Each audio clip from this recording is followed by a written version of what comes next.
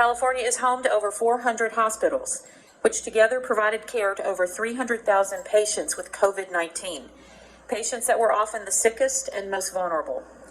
Faced with an unprecedented public health challenge, our hospitals rose to the occasion.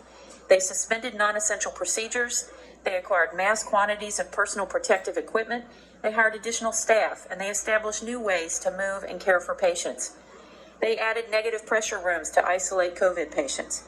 They constructed temporary structures in parking lots and cafeterias. They leased closed hospitals, convention centers, and sports arenas, created emergency operations centers, and so much more.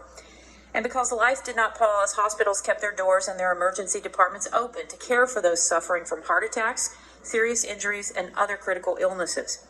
Now, many of you know that I was hospitalized myself with COVID-19 symptoms back in January.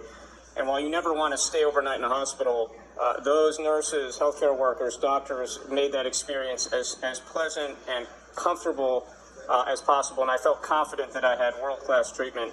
I want to echo the sentiments of my colleagues. Our healthcare workers and hospitals have been the heroes of this pandemic. They've lifted our state and nation through the pandemic.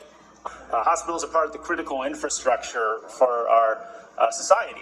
They're not just merely businesses, they are the center of communities.